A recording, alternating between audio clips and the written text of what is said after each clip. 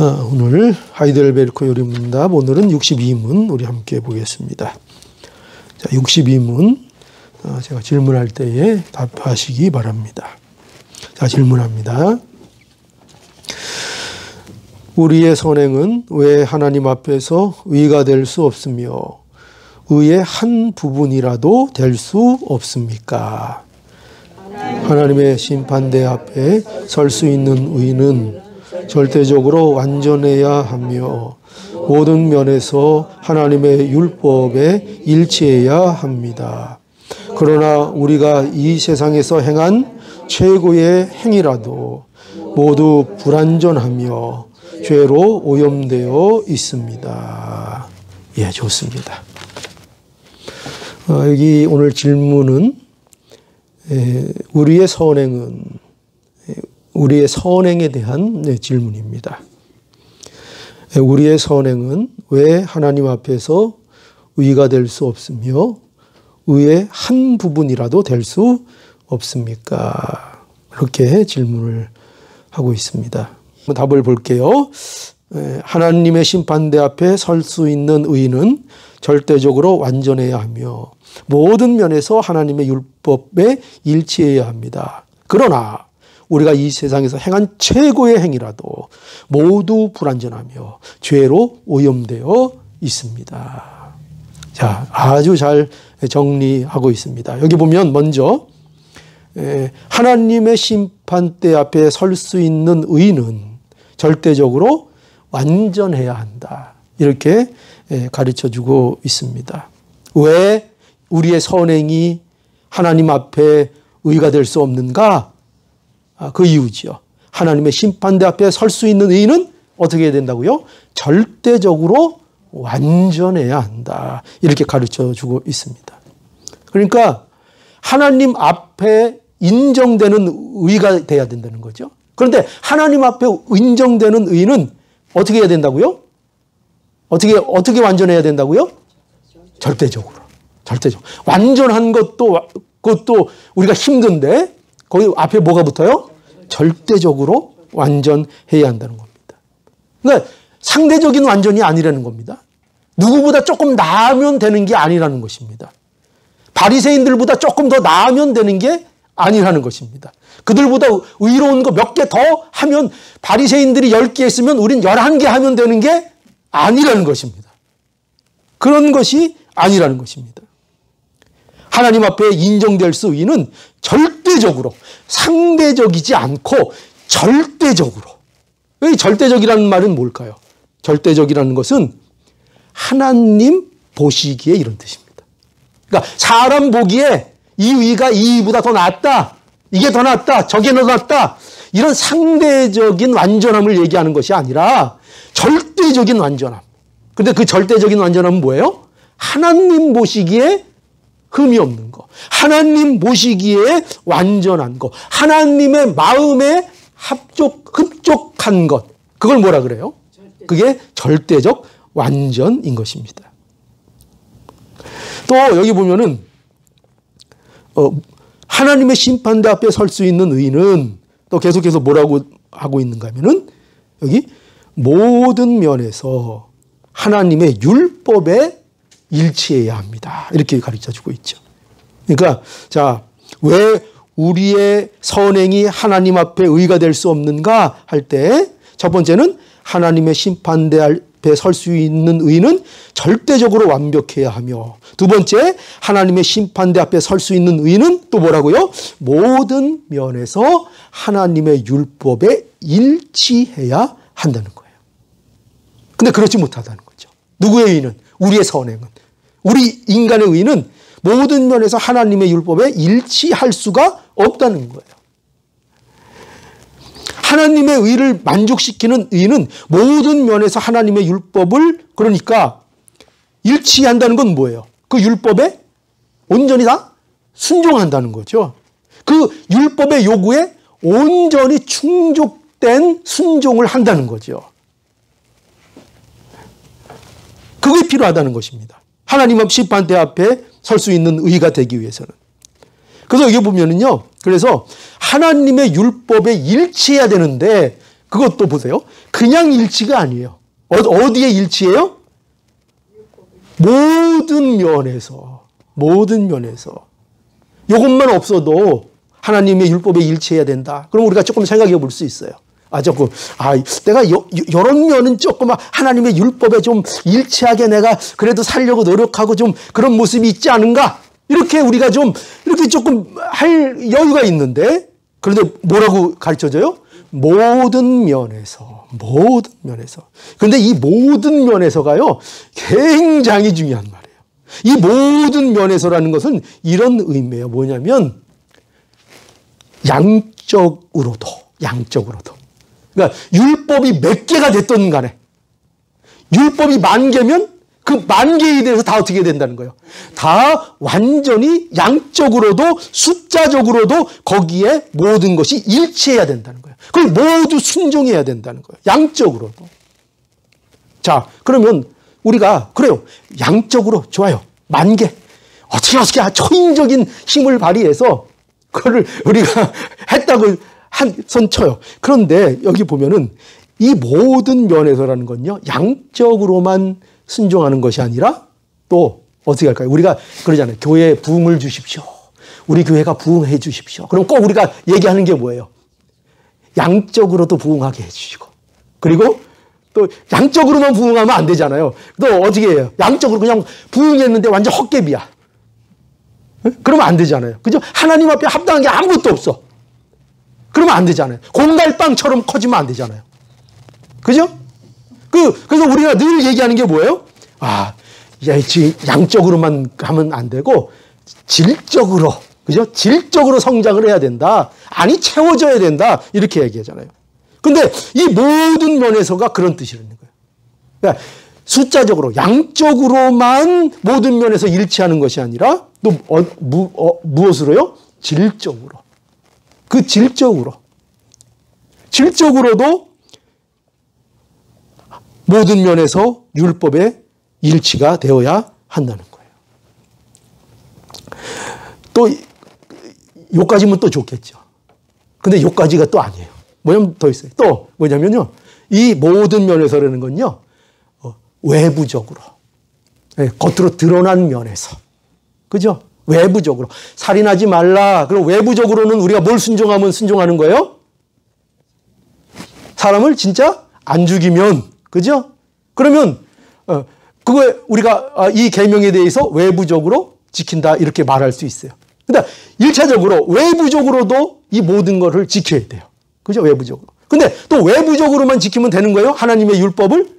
예수님께서 상상수훈에서 살인하지 말라, 간음하지 말라 이런 말씀들을 통해서 뭘 가르쳐 주셨어요? 율법은 우리의 무엇을 점검하는 거라 그랬어요? 우리의 마음을 점검한다 그랬잖아요. 그죠? 율법은 우리의 외부적인 행동도 제어하지만 우리의 마음도 점검하도록, 마음의 문제를 들여보도록 하는 것이 하나님의 율법이라 그랬어요. 그러니까 하나님의 율법을 지키려면 외부적으로도 지켜야 되지만 우리의 마음으로도, 내부적으로도, 보이지 않는 면에서도 그 율법을 어떻게 해야 돼요? 지켜야 되는 거예요. 모든 면에서. 모든 면에서. 그러니까 모든 면의 율법의 내용과 율법의 그 취지에 일치하는 순종을 해야 된다는 거예요. 이것이 뭐예요? 이것이 모든 면에서 하나님의 율법에 일치하는 거죠. 자, 그래서 하나님의 심판대 앞에 설 수 있는 의인은 자, 두 가지가 충족돼야 되는 겁니다. 그렇죠? 어떤 것이 충족돼야 돼요? 절대적으로 완전해야 되며, 그 의인은. 그 선행이 만약에 절대적으로 완전하면 그 선행을 가지고 우리가 하나님 앞에 설 수 있어요, 없어요? 이때는 있죠. 절대적으로 완벽하면. 그죠?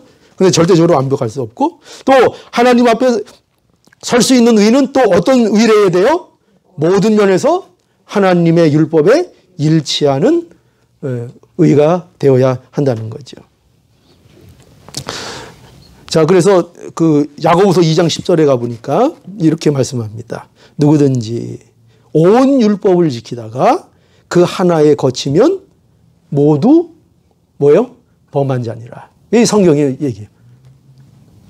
우리가 어떻게 말씀하고 있는 거? 누구든지 온 율법을, 그러니까 온 율법을 지키다가, 온 율법을 뭐 이것도 지켜주고 막 얼마나 율법을 잘 지켰어요. 막 율법이 100개 있으면 99개까지 쫙 노력해서 지켜왔어요. 그러다가 하나가 삐끗하면 어떻게 된다는 얘기예요. 그러면 모두 범한 자. 율법을 모두 범한 자라는 거예요. 모두. 이것이 율법이 우리에게 요구하는 의인 거예요. 율법이. 그렇죠? 이걸 율법은 우리가 율법 그대로 우리의 힘으로 순종할 수 있다, 없다? 없다. 그죠? 누가 이걸 지켜낼 수 있어요?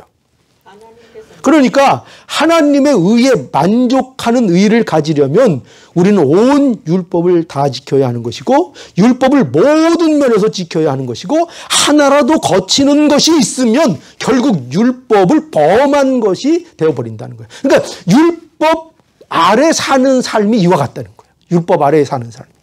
그러니까 율법 아래 사는 삶은 어떻게 했어요? 예수 그리스도의 은혜를 모르고 단지 우리에게 율법만 있다면 우리의 삶은 어떤 삶이 되겠죠?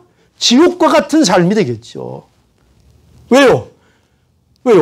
아무리 지키려고 해도 막 공든 탑을 막 애써서 썼는데 하나가 뚝 해가지고 훅 무너지고 녹화가 쌓으려고 하는데 또 무너지고 또 무너지고 또 무너지고 우리가 그 탑을 완성할 수 있다고요? 없다고요? 없다고요. 우리가 그걸 완성할 수 없습니다. 그러니까 늘 율법에 매여서 살게 되는 것입니다. 그렇기 때문에 우리가 예수님을 아는 것이 얼마나 우리에게 귀한 것이고 예수님께서 우리에게 주신 자유가 얼마나 귀하고 은혜로운 것인지를 우리가 알아야 할 것입니다. 왜요? 이 율법을 누가 다 지키셨어요? 우리는 못 지키는 이 율법을 누구는 다 이루셨어요? 예수님은 다 이루셨어요. 근데 놀라운 건 뭐냐면요. 왜 이게 은혜로운가 하면은 그 예수님이 이루신 그 의의를 또 누구께 되게 해주셨다는 거예요. 우리께 믿음으로 예수 그리스도 안에 나가는 자들, 믿는 자들에게는 그 그리스도의 의의가 우리의 의의로 작동하도록 해주셨다는 거예요. 그래서 우리는 부족하지만 누구 때문에 우리를 하나님이 봐주세요? 예수님 때문에. 예수님 때문에. 예수님의 의 때문에 하나님께서 우리를 의롭게 여겨 주신다. 이렇게 말씀하고 있습니다. 신명기 27장 26절 보니까 이 율법의 모든 말씀을 실행치 아니하는 자는 뭘 받아야 된다 그랬어요? 저주를 받을 것이요. 모든 백성은 아멘할지니라. 여러분, 아멘 되세요? 이 율법의 모든 말씀을 실행치 아니하는 자는 뭘 받아요? 저주를 받을 것이니라. 모든 백성은 뭐 하라고요? 아멘할지니라. 아멘할지니라. 이거 왜 아멘할 수 있어요? 이거 왜 아멘할 수 있죠? 예수 그리스도가 없으면 이거 아멘할 수 있어요? 없어요? 없어요. 근데 이것을 우리가 왜 무시무시한 말씀 아니에요. 율법의 모든 말씀을 실행치 아니하는 자는 저주를 받을 것이라. 그럼 우리는 다 저주 받은 자들이에요. 그런데 이 말에 이 선언에 우리가 아멘할 수 있어요. 왜 아멘할 수 있죠? 우리 누구 때문에? 예수님 때문에. 그죠? 예수님 때문에 아멘이 가능한 거예요. 갈라디아서 3장 10절. 무릇 율법 행위에 속한 자들은 뭐 아래 있다고요? 저주 아래 있나니. 기록된 바 누구든지 율법책에 기록된 대로 온갖 일을 항상 행하지 아니하는 자는 저주 아래 있는 자라 하였습니다. 누가 저주 아래 있다 그래요? 율법 행위에 속한 자들. 율법 아래, 율법으로 얻게 되려고 율법에 매여 있는 그 율법에 속한 자들, 아담의 후손이죠. 그러니까. 그죠? 아담 안에 있는 자들, 그 자들은 아무리 세상에서 행복하게 살고 하하거리면서 즐겁게 살고 풍요롭게 산다고 해도 그 율법 행위에 속한 아담 안에 있는 자들은 다 뭐예요? 뭘 아래 있다고요? 저주 아래 있다. 성경이 그렇게 얘기하고 있는 거예요. 누구든지 율법책에 기록된 대로 온갖 일을 항상 행하지 아니하는 자는, 보세요. 이 말씀에 의하면 다 저주 아래 있어야 되잖아요. 그죠? 뭐라고 돼 있어요? 율법책대로 기록된 대로 온갖 일을, 모든 일을, 그것도 뭐예요? 항상 행하지 않는 자들. 그럼 뭐 무슨 말? 늘 우리는 뭐 하고 살아야 돼요? 율법에 기록된 대로 우리는 모든 면에서 항상 일치하게 순종하며 흠도 없이 모든 것을 완벽하게 지키면서 항상 그렇게 살아야 된다는 거예요. 그렇지 않은 자들은 다 뭘 받는다? 다 저주받는다. 다 저주받는다. 그죠? 그 우리는 그렇게 못 사니까 당연히 뭘 받아야 돼요? 저주를 받아야 되잖아요. 근데 그 저주를 받을지어다가 우리는 거기다가 뭐로 하답할 수 있다고요? 아멘. 아멘. 왜 그렇게 할 수 있다고요? 예수 그리스도의 은혜로 인하여. 예수 그리스도 때문에. 그렇죠. 예수의 의가 우리의 의가 된다는 것을 믿기 때문에 우리가 연약하고 우리의 실제 삶은, 우리의 삶은 율법과 완전히 일치되는 삶을 비록 못 살고 있다 하더라도, 그죠? 그게 우리 현실이잖아요.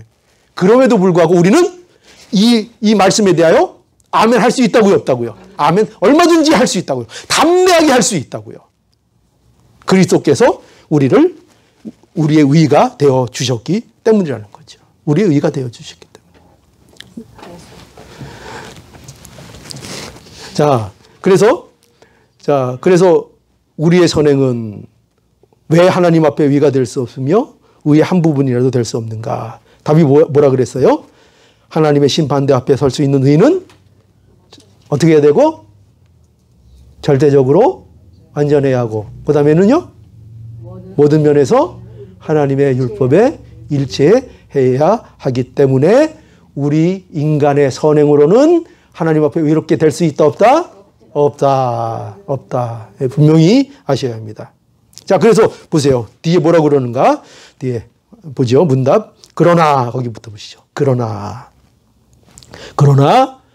우리가 이 세상에서 행한 최고의 행위라도 모두 불완전하며 죄로 오염되어 있습니다. 이렇게 가르쳐집니다. 그러니까 우리의 선행이 하나님 앞에 의가 되지 못하는 본격적인 이유를 분명하게 가르쳐 주고 있죠. 그 이유가 뭔가? 우리가 이 세상에서 행한 최고의 행위. 최고의 행위. 그러니까 이거 뭘 얘기하죠? 우리가 이 세상에서 할 수 있는 최고의 의, 최고의 선행, 최고의 잘한 거, 최고로 착하게 한 거, 나의 가장 좋고 가장 신실한 거, 나의 가장 좋은 거, 그 모든 것 다 똘똘 뭉쳐서 하나님 앞에 내놓아도 그거는 다 어떻다고요? 모두 하나님 보시기에 어떻다고요? 불완전하다. 다 불완전하고 그건 다 뭐라고요? 죄로 오염되어 있다. 이렇게 말씀하고 있습니다. 예. 그래서 예레미야 17장 9절에 그 성경에서 분명하게 말씀하고 있죠. 분명히 말씀하고 있죠. 뭐라 그래 말씀합니까? 예레미야 17장 9절. 자, 우리의 마음이 어떻다고요? 인간의 마음이 만물보다 거짓되고 심히 부패한 것은 뭐라고요? 마음이다. 마음이다. 만물보다 거짓되고 심히 부패한 것은 마음이다. 여러분, 이게 실감 나려면요, 우리가 이렇게 더러운 거 보잖아요. 쓰레기통을 보든지, 구정물을 본다든지, 설거지물을 본다든지, 하수구를 본다든지, 여러분 볼 기회가 있잖아요. 볼 때마다 뭐 생각하시면 은혜가 될까요? 내 마음보다는 깨끗하다. 인간의 마음보다는 깨끗하다. 비슷하면 좋겠어요.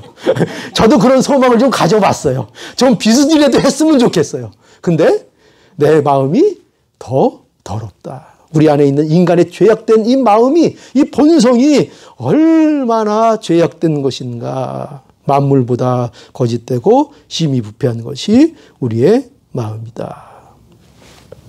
이사야서 64장 6절, 우리 아까 읽었던 거죠. 대저 우리는 다 부정한 자 같아서 우리의 의는 다 더러운 옷 같으며, 여기 부정한 자 같다. 이 부정하다는 이 표현은 특별히 예전에 그 문둥병 환자에게 붙여졌던 그러한 표현이었어요. 부정한 자.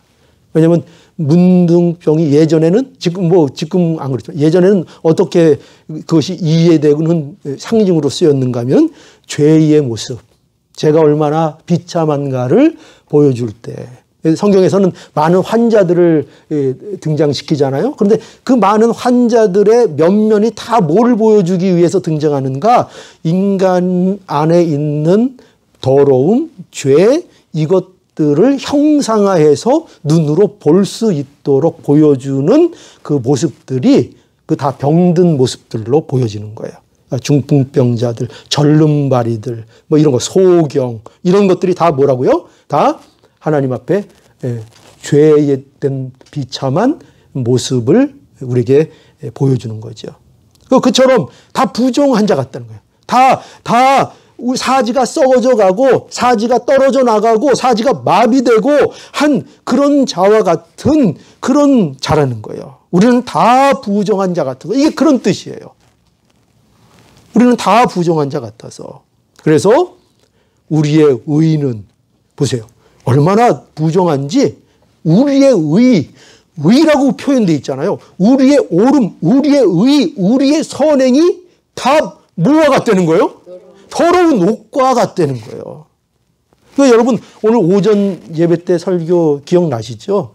선행, 하나님과 관계되지 않은 인간의 자기 체면을 위한 선행은, 그 선행이 하나님 보시기에는 놀랍게도 죄가 된다는 거 여러분 기억하세요? 제가 이렇게 말씀드린 거?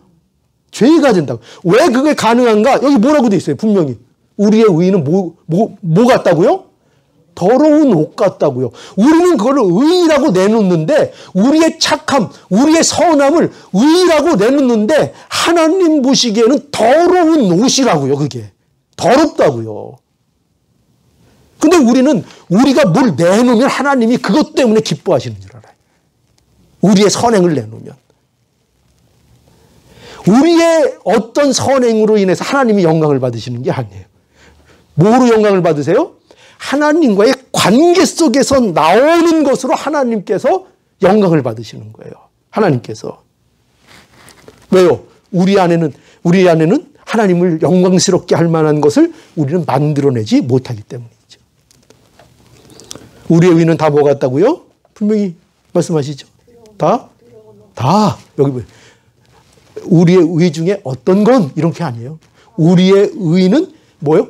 다 더러운 옷 같으며, 우리는 다 쇠폐함이 잎사귀 같으므로 우리의 죄악이 바람같이 우리를 몰아가나이다. 자, 이렇게 된 이유가 뭔가? 그 이유는 뻔하죠. 왜 도대체 인생들이 이렇게 됐다고요? 아담으로부터. 그렇죠. 하나님 앞에 범죄했기 때문이죠. 그 이유가 분명하죠. 뭐죠? 하나님과의 단절에서부터 시작된 겁니다. 하나님과의 단절.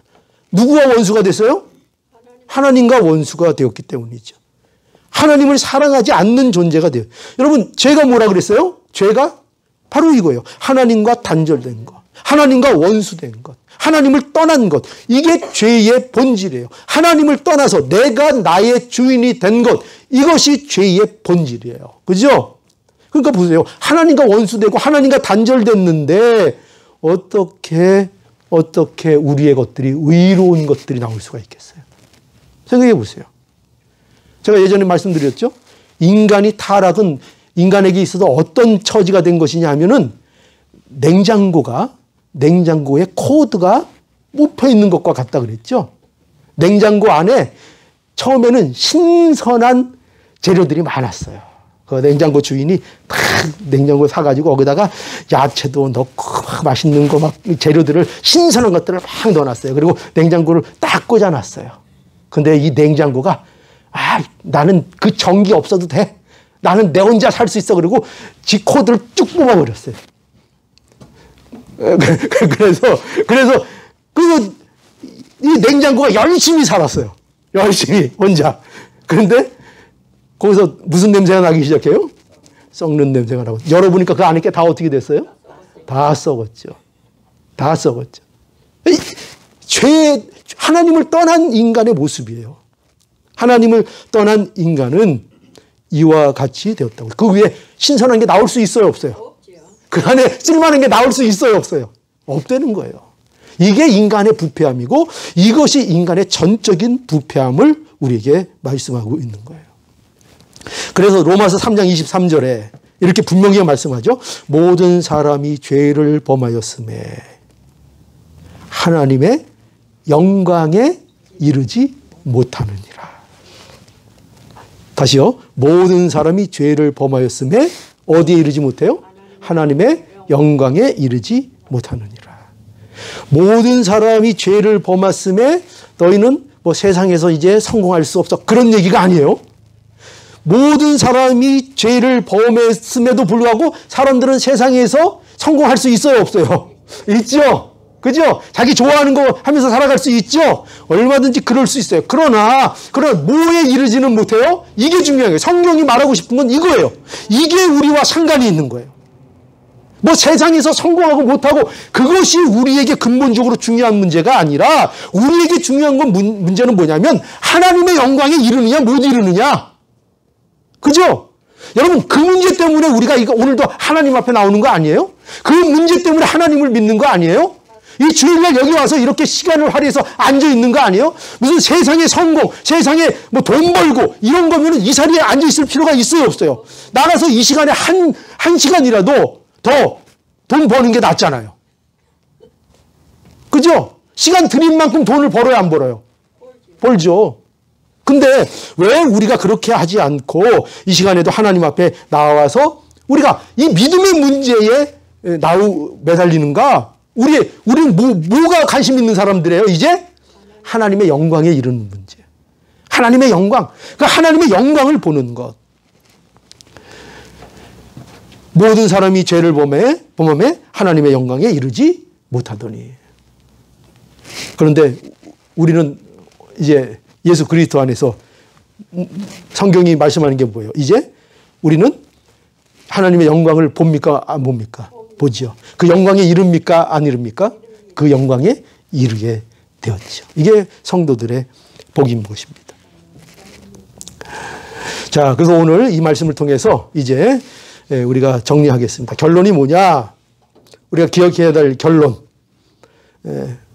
우리의 선행으로는 하나님 앞에 의롭게 될 수 없다.